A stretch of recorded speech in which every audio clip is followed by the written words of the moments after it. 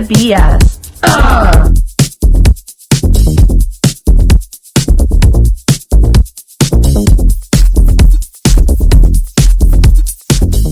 Hey everyone, welcome back to our podcast, Cut the BS with SJS. This week we're going to talk about something that we've all experienced and conquered, mental health. So we're going to start with Selena. Selena, tell us about your story and how mental health affected you. Well, I'll be honest, it's a difficult topic to talk about, especially for someone who's autistic, and it's not easy expressing how I feel. But I'm going to do the best I can because hopefully my words can help someone who is currently struggling with mental health. So, I would have to start from the beginning, back in elementary school. It's been really hard, especially because most of my elementary school years I was bullied and pushed around. It's been awful. And I think what made it worse was when kids called me the R word. And now when I go out, I get so anxious about listening to other people talk. I'm like, oh God, is someone going to say the R word? I need to be prepared or something. And it's been really hard in elementary school. But I think what really brought me down, like what my dark path came from, was high school. When I was in high school, there was a time where I would try to sing the national anthem and I just couldn't do it. I just lost myself. I got nervous. And I told Sabrina and my mom that I had thoughts of KYS, as they say it. And I told them I didn't know if I could do it anymore. I have thoughts of doing this to myself. And so my mom decided that she enrolled me into therapy. Now, it was hard to find a therapist for someone who works with someone like me. But thankfully, Mom did, and I'm really grateful for that. Now, during my therapy session, I was very skeptical about it because I didn't know this person. I didn't know what to do. And so I was brought into this room, and it was quiet. There were, noise machines playing calming and relaxing music, and there were boxes of fidget toys. I felt like I was at home, and I was on a comfy couch, and I was ready to express how I felt. And the minute I started talking, I started to cry. I had so much I wanted to get off my chest, so much I wanted to say, so much how I was feeling.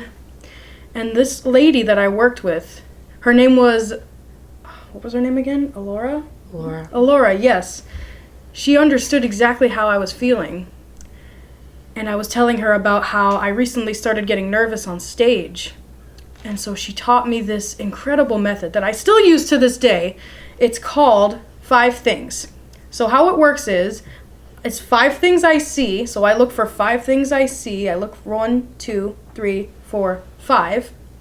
Now next is 4 things I hear. So I'll close my eyes and I'll try to listen to 4 sounds I can possibly find around the room or around any place I'm at. 3 things I smell. So I take 3 deep breaths and try to find different smells around my area. 2 things I touch. So if my hand's in my pocket, I'll feel something in my pocket, or if I'm touching a bracelet on my wrist. And 1 thing I taste, so the last thing I ate. And I focus on all 5 of those things, and it's helped me with my nerves and my anxiety. And I still use it to this day when I'm performing. And ever since then, I feel so much more calm, and I feel so much at ease ever since then. So do you feel going to therapy helped? It really has. And I know lots of people think, oh, therapy, it's not going to change you. It's not going to work. It really does. If you really try, if you really push yourself to go, it really helps. Yeah, we were all in therapy. You were in therapy. Our sisters were in therapy. We were in therapy for other reasons I won't say. But we were all in therapy for reasons. Everything happens for a reason. So, Selena, you mentioned in elementary school that you were bullied. And before we got to share a little more about what you went through and also going through therapy, how did it make you feel in elementary school at that moment in time, little Selena, and going day by day being them? What was happening, and how did you feel while you were growing up, being in elementary school and just trying to find yourself? I felt like I was never gonna blend in with everybody. Like, I felt like I was never gonna fit in. I felt like I was never gonna have friends. And did you feel because you were different? Yeah. Did you feel like you belonged? No. I never felt that. I haven't felt that way. Ever? Well, I feel that way now. Oh, okay. I never felt that way back then. Okay. And how did that make you feel, though, when you felt like you didn't belong? What was those feelings that you could remember of being there? Did you feel uncomfortable? I felt depressed. I felt like nobody would care if I was gone. Okay. Because I remember, like, when we were young, and you would always say to Mom, like, I wish I wasn't different. I hate that I have autism. Like, why am I different? And all these different things. But I know that has played a big role, and maybe sometimes you still have those thoughts, because like certain things in your world are different versus in my world, right?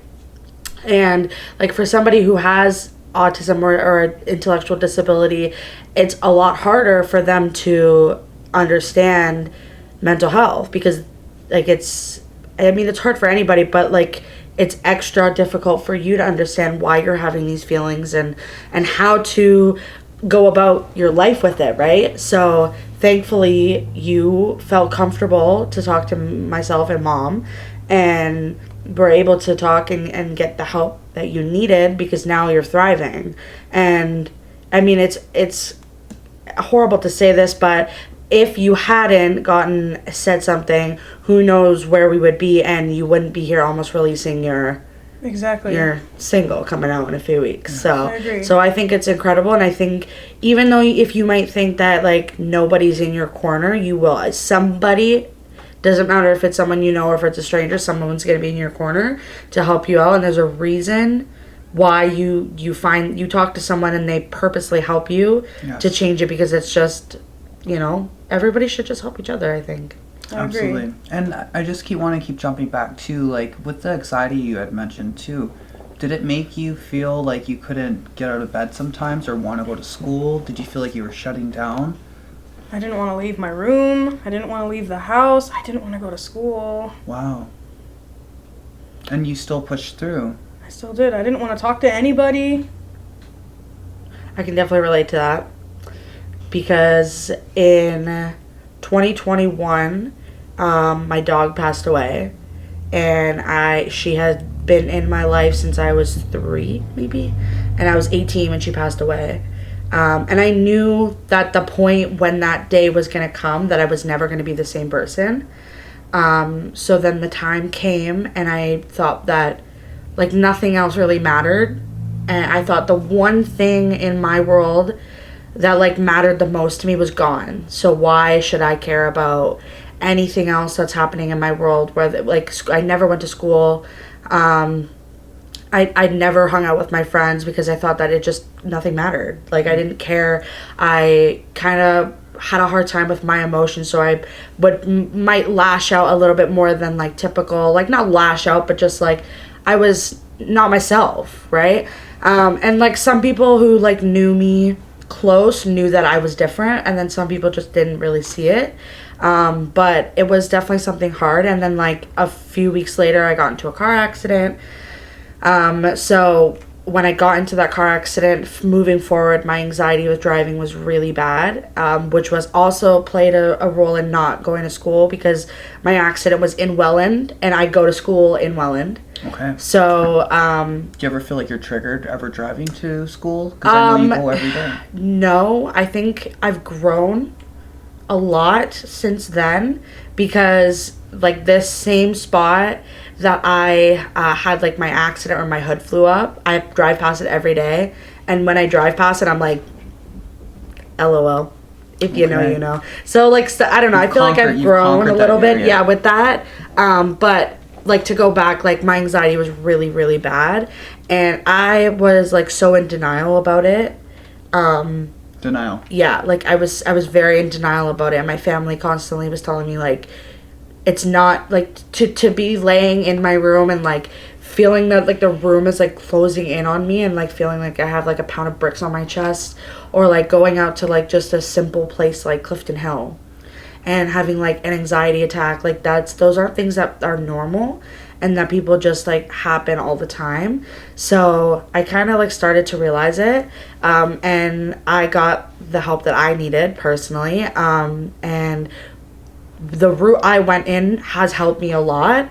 But yeah, I think I had the mindset that after losing my dog, like I didn't care about anything. Like I never saw my friends. Like not like I used to. Like I'm always out with my friends. Like that's like the most valuable time for me is spending time with my friends. And at that point for like months, I just stopped. I kind of like ignored everybody, and I lost a lot of friends at that point, just because I was very distant. They didn't understand what you were going through at that moment. Yeah, and I think too it was hard because it was like my first loss. Like when I was younger, I lost both my grandparents, but I didn't. As a young kid, you don't comprehend the importance. Not like it sounds so bad saying that, but like you don't comprehend it, right? You're young, Very like young. You don't quite understand. And at that point, I was 18, so I totally understood the loss of losing like my comfort. Like when I was feeling anxious or I had a bad day, like I would go in my room and she was right there. Right? Like even when I was growing up, and I'm not going to go into too much detail about it, but like my things that have happened like in my past with like my biological dad, like she was there for everything, every single detail of it. She was there, she experienced everything with us. That's true. So I think that too was like a hard part, was like, well, she's gone, so what do I do? Just like a service dog, right? Yeah, like I at that point I was like, I don't know what to do. Like if I'm anxious, like what am I supposed to do with myself? Like she would she knew when I was upset, she would kind of like sit on my chest and like put her head like in my neck, and so it would always like kind of calm me down, because like that weight, like she was a little bit bigger dog, she was like 15 pounds, so that weight would kind of like press on my chest, right? So it would kind of calm me down. So when we did lose her, I was like, I have no idea, like I don't know what to do with myself. So, and yeah, like it was very hard. And like some people are like, oh, it's just a dog, like get over it. But like to me it's not. Like all of my dogs are family. Yes. And like I think we mentioned this too. Yeah, we were talking about this the other day. I think a lot of people don't really understand the impact of what animals can really mean to somebody in someone's life. How you said, oh, they're just an animal, but really they're not just an animal. They are just equal as a human. Mm-hmm. They fulfill the need of our happiness and our joy and that companionship as well. And I think like animals are just as good as we are. They are family, and I think it's really important to, I'm glad you mentioned that, to acknowledge it too. Some people that have animals understand this, and those that possibly don't have animals don't really get the understanding of what it's like to have an amazing cat or an amazing dog that has been in your life, that you can share your secrets and talk to, and they're never going to repeat what's been going on. Yeah, for sure. And I think another thing too is that I am someone that I'm trying to control it, but I let fear control everything. And whether it's fear or anxiety or anything, and I've missed out on so much in my life because I was scared of that. Like I've missed out on job opportunities, or I've missed out on like school trips or stuff like that because I was scared or nervous, and I've lost out on so many things that could be great things to experience in my life.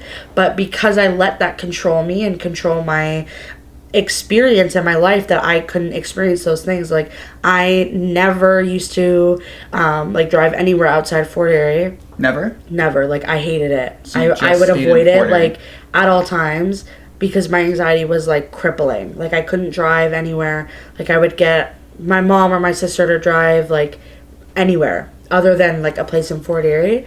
Even sometimes driving in Fort Erie, like I'm kind of like, like it's trust. Like once you get into a car accident, you have a hard time trusting drivers, because like you have some drivers that are great, and then you have other drivers that they are great at driving, but they're just not patient, and so they're like in a rush, and it's like, yeah, slow down. So Fort Erie is a very small town, so you would literally, it's 5 minutes pretty much anywhere in town. And when was that? Do you remember that first day that you decided to actually leave Fort Erie and say go to Welland or go to Toronto?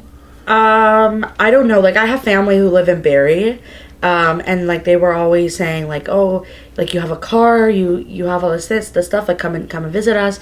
And constantly I'd be like, no, I can't, like my mom has to drive me.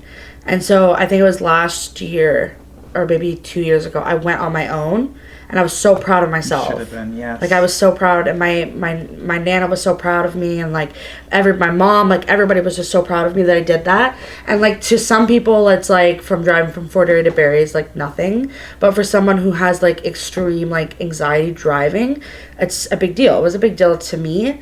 But yeah, like I think I have to learn to not let that fear control me, and take away experiences and like great job opportunities because I'm scared of the outcome. Or if it's like something new, I'm like, I don't know, right? So I gotta try and change that. But yeah, I mean, anxiety it's an asshole, it's for sure.